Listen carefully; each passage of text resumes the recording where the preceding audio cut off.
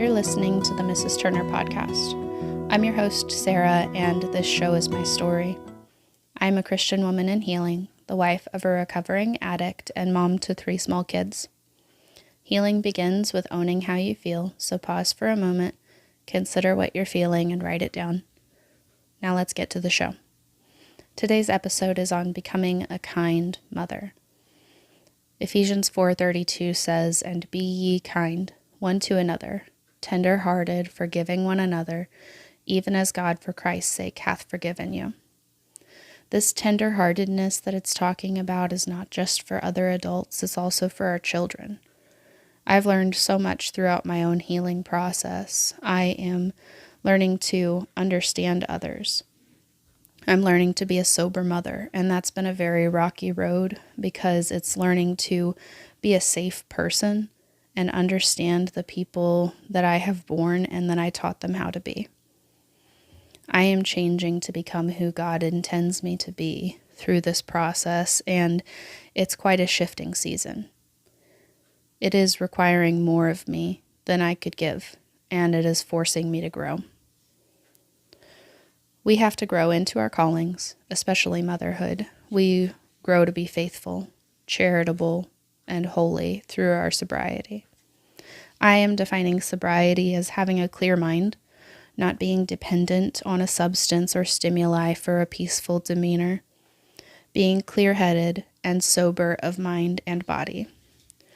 We are called to be sober all over the New Testament. It isn't only in the addiction sense, it's also having our heads on straight and not blowing up when things don't go exactly how we want them to. Sobriety and kindness run hand in hand. When we have a clear head, we can see everything as it truly is. My kids show me what they need by how they behave, in the same way that adults do. I have become more able to see the kids' emotional and spiritual needs and respond to them, meeting them to the best of my ability. Sobriety gives way for kindness and tenderheartedness. We can see our children's struggles as well as the hurts of those around us. There is this old saying that hurt people hurt people.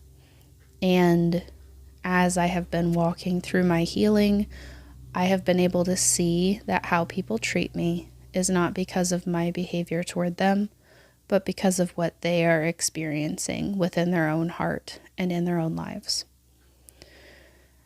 When we become tender-hearted, we can look outside of ourselves into those broken and hurting parts of others, not in a pitiful way, but seeing them as they really are, seeing their value as an image bearer of God.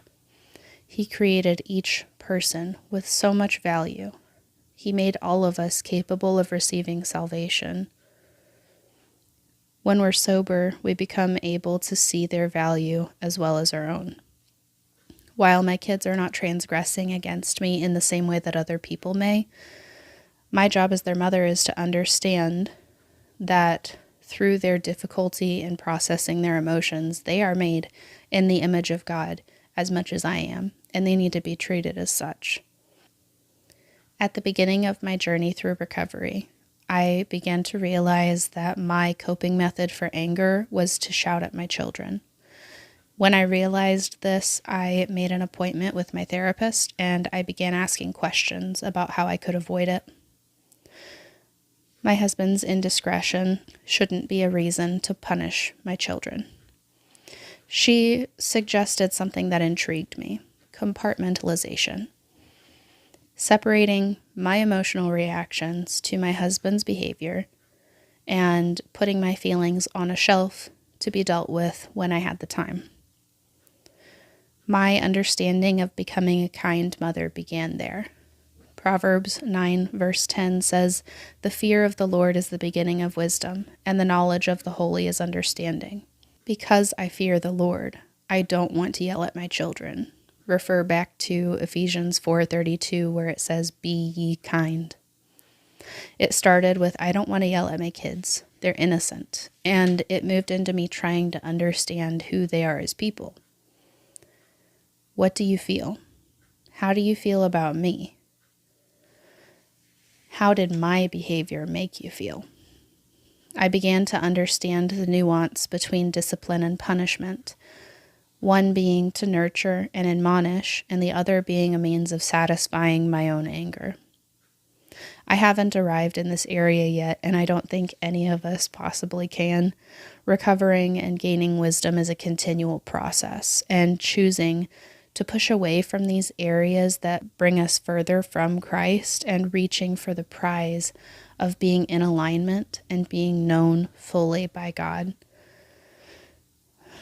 I'm allowing myself to be open in this area of growth. I'm allowing the Holy Spirit to lead me in understanding how I can meet my kids where they're at.